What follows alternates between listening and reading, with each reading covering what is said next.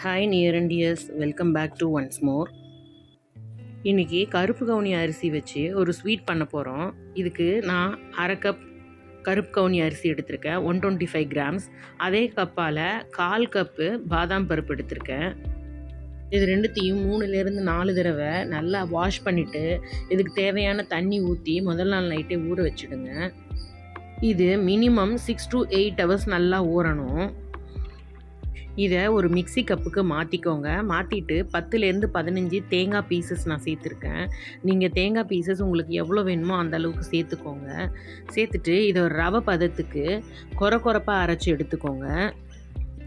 இந்த கருப்பு கவுனி அரிசியில் அவ்வளோ ஹெல்த் பெனிஃபிட்ஸ் இருக்குது. எஸ்பெஷலி டயபெட்டிக் பேஷண்ட்ஸ்க்கு இது ரொம்பவே நல்லது.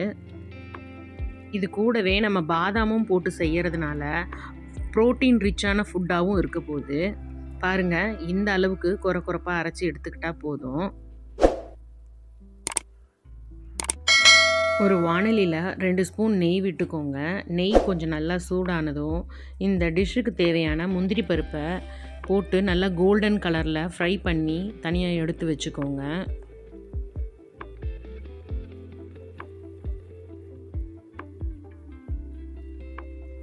இப்போது முந்திரி பருப்பை எடுத்து அதே வாணல்லையே நம்ம அரைச்சி வச்சுருந்தோம் இல்லைங்களா கருப்பு கவுனி பாதாம் மிக்ஸு, அதை அதுலேயே சேர்த்துக்கோங்க. சேர்த்துட்டு மிக்ஸி ஜார் அலசி நான் தண்ணி சேர்த்துக்கிறேன். இதுக்கு தண்ணி தாராளமாக சேர்க்கணும். அரிசியும் பாதாம் பருப்பும் வெந்து வரும்போது நல்லா திக் கன்சிஸ்டன்சிக்கு மாறிடும். அரை கப் கருப்பு கவுனி அரிசிக்கு எனக்கு 1/2 லிட்டருக்கும் கொஞ்சம் கூட தண்ணி ஆச்சு. நீங்கள் இதை கஞ்சி மாதிரி நல்லா குடிக்கிற மாதிரி பதத்தில் செஞ்சிங்கன்னா 3/4 லிட்டர் அளவு வரைக்கும் உங்களுக்கு தண்ணி தேவைப்படும். இன்றைக்கி நான் திக் கன்சிஸ்டன்சியில் செய்கிறதுனால எனக்கு 1/2 லிட்டரே போதுமானதாக இருந்துச்சு. பாருங்கள், இப்போ நம்ம அரிசியும் பாதாமும் நல்லா வெந்து வர ஆரம்பிச்சிடுச்சு. இன்றைக்கி இந்த டிஷ்ஷை 1 பங்கு அரிசிக்கு 2 பங்கு வெல்லம் சேர்த்து ஒரு ஸ்வீட் செய்ய போகிறோம்.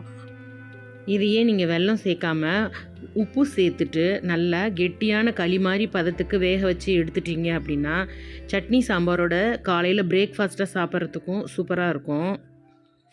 இதை ஒரு 5லேருந்து 7 நிமிஷம் நல்லா மூடி போட்டு வேக வச்சு எடுத்துக்கோங்க. பாருங்கள், இப்போ நம்ம களி வெந்துருச்சு. கையில் தண்ணி தொட்டுட்டு இந்த களியை நம்ம கையால் தொட்டோம் அப்படின்னா அது நம்ம கையில் ஒட்டாமல் வரும். இதுதான் சரியான பதம்.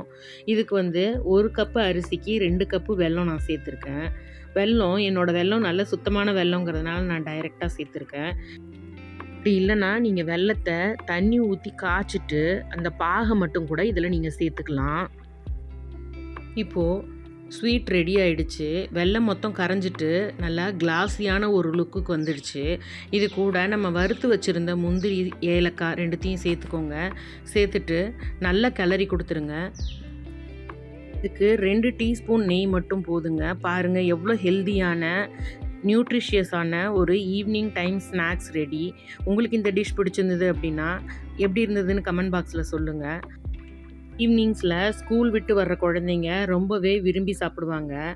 இந்த டிஷ் உங்களுக்கு பிடிச்சிருந்தா லைக் பண்ணுங்கள், ஷேர் பண்ணுங்கள். நம்ம ஒன்ஸ் மோர் சேனலை சப்ஸ்கிரைப் பண்ணி வச்சுக்கோங்க. தேங்க்ஸ் ஃபார் வாட்சிங். பாய்.